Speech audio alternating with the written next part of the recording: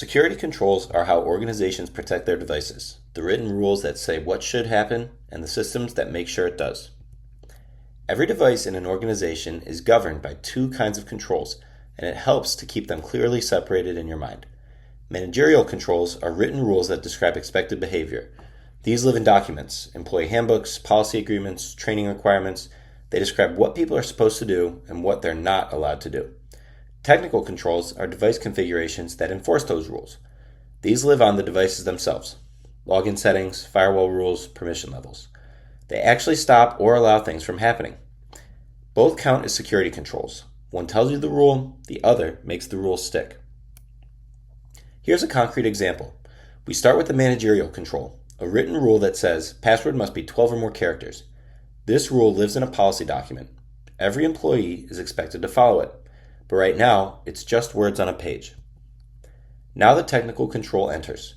The login screen is configured to reject any new password that doesn't meet the 12-character minimum. It checks automatically every time someone tries to create or change a password. And the outcome: weak passwords can't be set. The system itself won't accept one. Users don't need to remember the rule, and no one needs to be watching.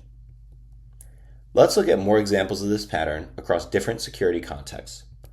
The rule says employees must wear ID badges to enter the building. The technical control is a badge reader that only unlocks the door when a valid badge is scanned.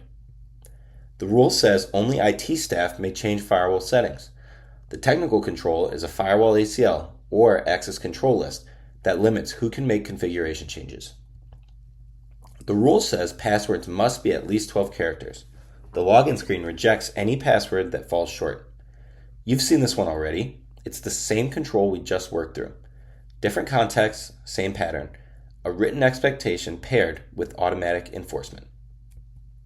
The managerial rule says what should be done. The technical enforcement makes sure that it is. Whenever you encounter a policy or a device configuration in this course, ask yourself, is this the rule or is this the enforcement? The answer tells you which type of control you're looking at and why it exists. Now that you understand the two types of controls and how they work together, let's look at the specific policies organizations write to protect their devices. There are three you need to know: the acceptable use policy, the password policy, and the software installation policy. Each one follows that same managerial to technical pattern. The first policy is the acceptable use policy, usually called an AUP. It defines what users may and may not do on company devices. That's the managerial control. A written document employees are expected to read and follow. In practice, an AUP typically covers things like website browsing restrictions, whether personal use is allowed on work devices, and specific activities that are prohibited, like downloading unauthorized software or using external storage devices. It's paired with technical controls, monitoring software that logs user activity and access controls that can automatically block restricted sites or actions. The second policy is the password policy. It sets requirements for how passwords must be created. That typically means a minimum length, required character types like uppercase letters, numbers, or symbols, and an expiration window that forces users to change their password after a certain number of days. The matching technical control is login validation, the device setting that checks every new password against those requirements before accepting it. You've already seen exactly how this works in the enforcement chain a few slides back. The third policy is the software installation policy. It defines whether and how users may install software on their devices.